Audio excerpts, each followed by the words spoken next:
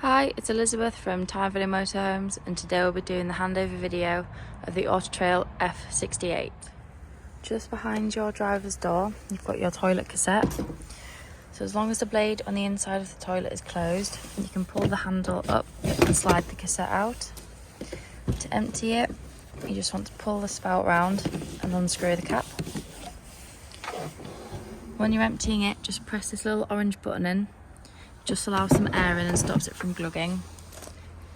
You can then rinse the cassette out with some clean water, empty it out again, and then before you put it back in, just pop some blue or green liquid in the cap, back in, and then it's ready to use again. So under your cassette locker, under the vehicle, you've got your wastewater drain off point. So to empty it, you just want to turn the handle around and the water will come out. You want to do this when you're leaving a site, so you're not travelling home with your extra weight of wastewater, or when you're winterising your vehicle. Just in front of your rear wheel on the driver's side, you've got your fresh water drain off point. So to empty it, it's the same as your wastewater. You just turn the handle round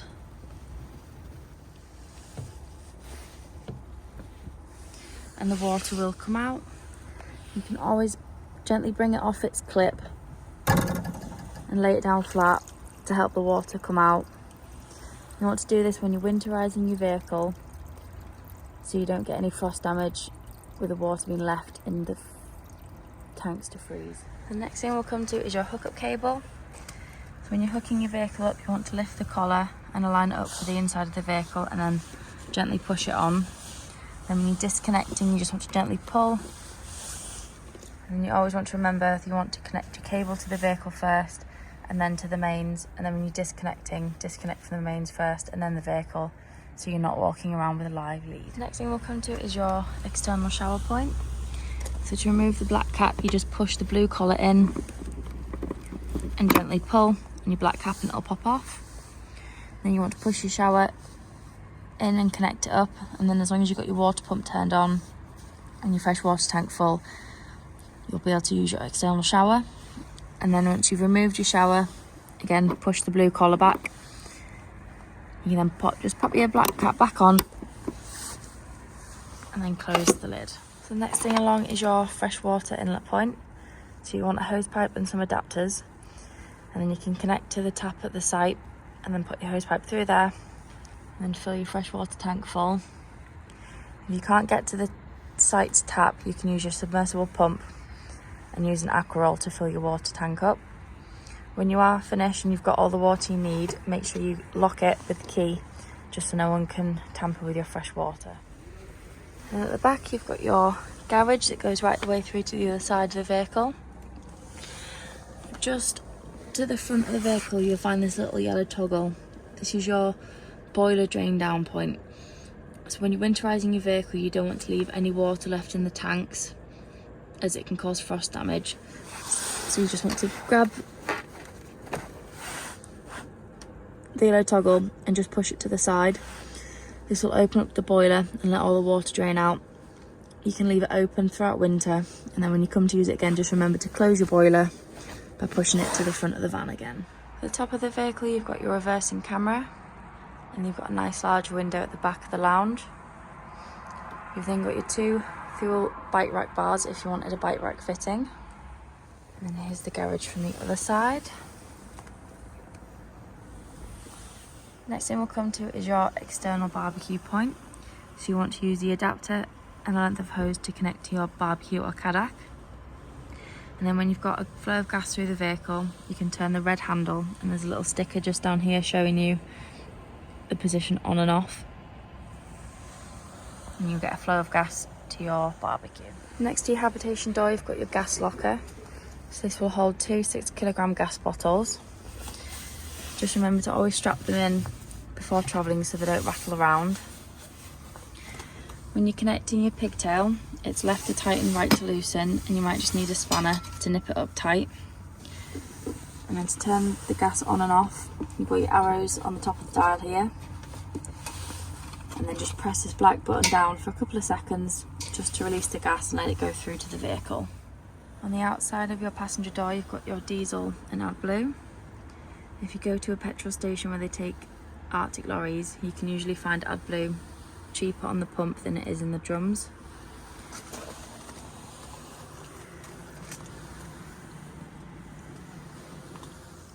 To release your bonnet, you want to use your ignition key and just pop it in the front here and turn it left to release, and then you want to turn it right and at the same time lift the bonnet up. And under the bonnet you've got your screen washer fluid, you've got your power steering fluid, your oil, your dipstick,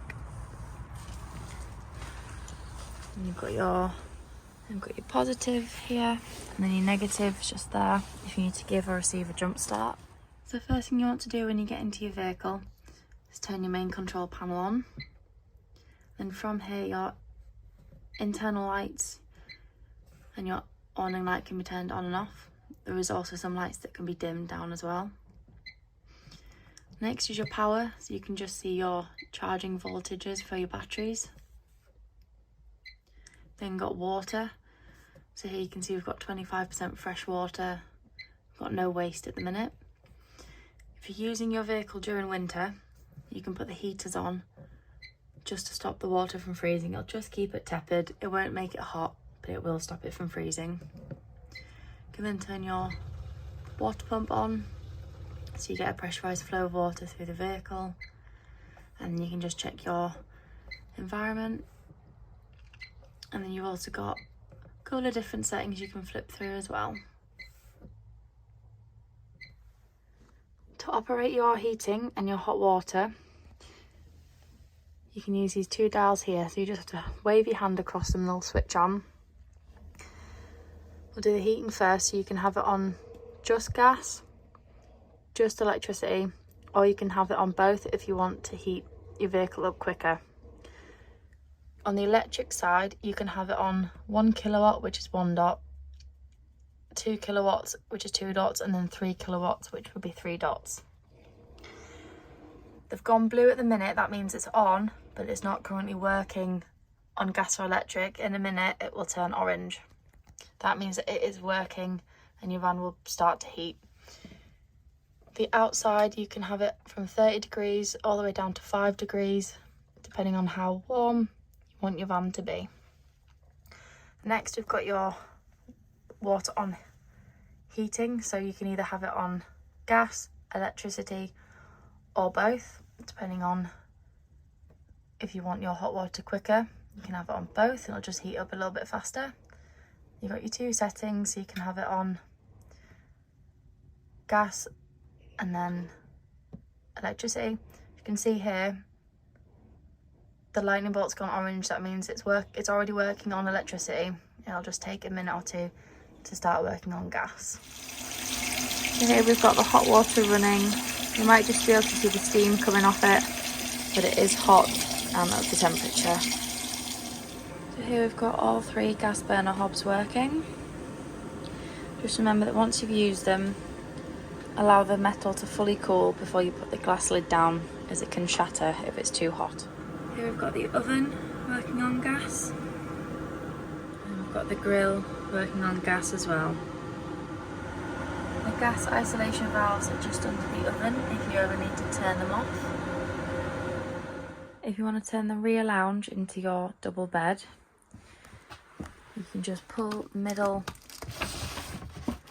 bar out and slide it all the way across. And then you just want to make sure that the lighter board is just in front of this little triangle, so it just stops the base of the bed frame sliding all the way back. You then want to grab the two filler cushions that are in the cupboards and just place them in the middle. And there you've got your double bed in the back of the vehicle all ready to sleep on. To turn your fridge on, you just want to hold the on button down until the lights come on flashing, and then you can change the temperature by holding down till it flashes, and then you can select 1 to 5, 5 being the coldest, 1 being the warmest. You've got your shower in the bathroom.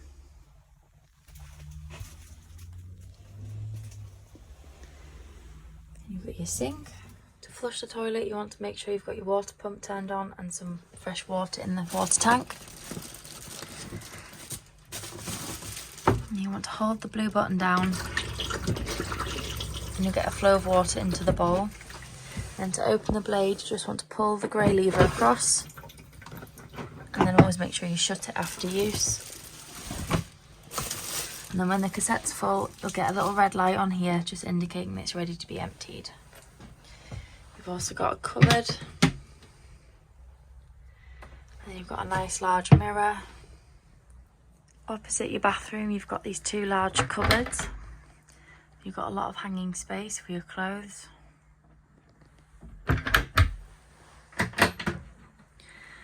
And you've got some shelf space, and then at the bottom you've got your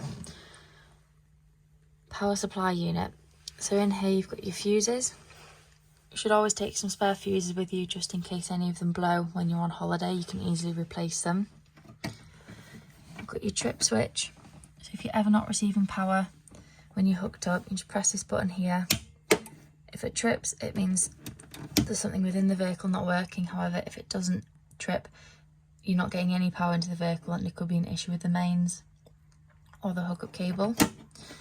And then when you're winterising your vehicle, if you want to make sure nothing's going to drain your leisure battery, you can press the system shutdown button and it will just turn everything off and ensure nothing's draining the leisure battery through the winter months. So in your settings, in the radio settings, you can pick specific things you want to come on. So you can have traffic announcements, you can have news announcements, you can have your radio text, you have your EPG, you can have slideshow, and quite a few others. So if you select them to come on, they will come on. If you turn them off, they won't appear. The next one is clock settings. So obviously here you can change the hour, change the minutes, go from AM to PM. You can either have it on a 24-hour mode or a 12-hour clock, depending on your preferences. You can have your auto time updated, or if you're going on holiday and you want to change it yourself, you can change it automatically or manually. If you want to add your phone to the radio, search for your vehicle on your device and select it once it is found. You can follow the instructions on the radio and on your phone to link the phone to the radio through Bluetooth. You've also got your general settings, so you can change your language, you can change your temperature from Celsius to Fahrenheit. It'll also show your tyre pressures in bar, kPa and PSI. You can turn the beep on and off if you touch things, if you want to. You've got your sync information, you can send feedback, and you can even reset if you want to. Next thing you can adjust in settings is sound. So if we turn the radio up, you can increase different things like your mid-range or your bass. So if you turn your bass up, there'll be a slightly stronger bass sound. You can also change your adaptive volume off, low, medium or high. Next one is display. So you can increase or decrease the brightness.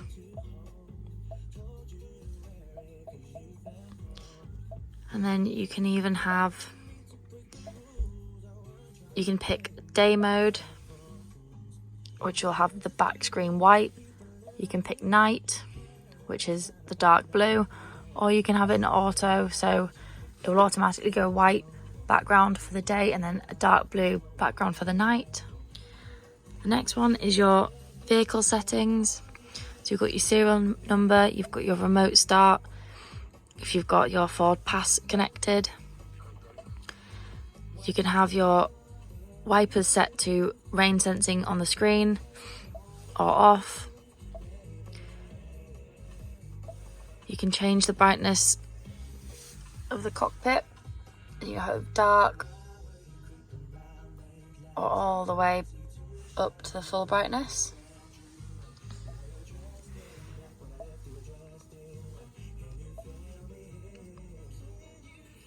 You've got your lock, so you can pick whether it auto locks itself, it doesn't unlock itself. And you obviously turn your passenger airbags on and off.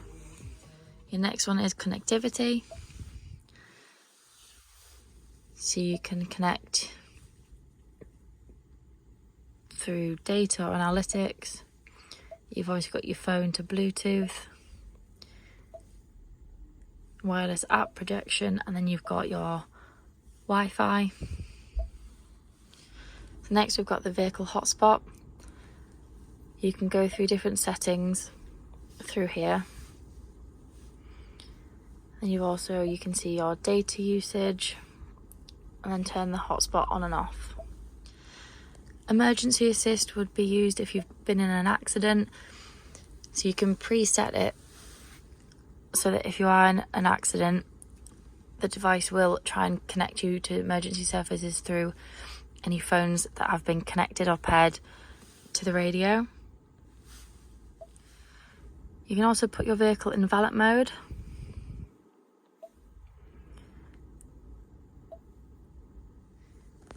The software updates means you can get your updates through the radio, so you can check if it's ready to be updated, or you can even just put it on automatic updates, which will update everything when you are connected to the internet. Last one in your settings is the Ford Assist.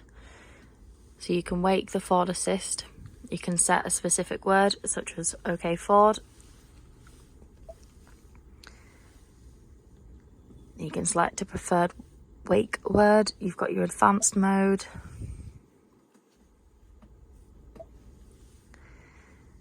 And a couple of other voice command bits that you can look through as well. Next thing we're going to look at is the features. So we've got drive modes. So here you can select whether you want to drive normal, eco, slippery and sort of wet weather conditions or icy conditions, and then towing. The next one is your driver assistance. So you've got your auto start stop, you've got your traction control, you've got your speed limit assistant, you've got your lane keeping system, pre-collision assist, you've got your rear view camera, you even got wrong way alert, and then finally driver alert. The last one is owner's manual, so you can flick through all the different categories to find the information that you require. The next one we're going to look at is apps. So you can go through your Apple Search CarPlay. for your vehicle on your device and select it once. You have Android Search for Auto. your vehicle on your device and You've got help if you need some help. And you can also search for other mobile apps, but you will need Wi-Fi or Bluetooth to be connected. On the left hand side, it will also tell you your driving. So it will give you out of 100% your acceleration, your deceleration and your speed. If you scroll down, it will show you if you're paired to a phone, and if you scroll down again, it'll just show you what radio station you are currently listening to. If you want to change radio stations, you can easily scroll through, or if you click this little magnifying glass, it will come up with a list of all the stations available, and you can scroll through and find the one you want to listen to. Running along the bottom of your radio is your climate control. So on the far left, you've got your fan speed. So you can have all the way off to 7. You can then turn your AC on or off. You can even pick where you want the air to go, so you can have it on your windscreen, your body, your legs, or you can have it on all three.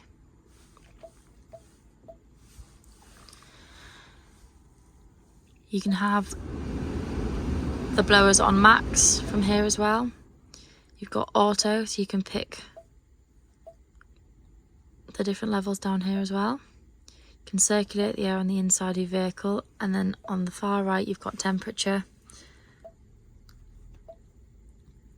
which from about 30 degrees, and then you can scroll all the way down to about 15 degrees. Once you've taken the keys out of your ignition after driving, or if you've just been using radio, it won't turn off with the on and off button. It just turns the audio on and off. So to get the radio to shut down and turn off, you want to open your driver's door. You'll see there, it's turned off. The dash in front of your steering wheel works fairly similar. If you press your 3 buttons here, you can scroll through your different. Go from park to reverse or drive, you just turn the dial round and you'll see that the light comes on. If you want to go to manual, just press the button in the middle and it will be on drive manual, and then click the button again to go off. When you pop it into reverse, you'll hear the beeping and your reversing camera will come on your dashboard.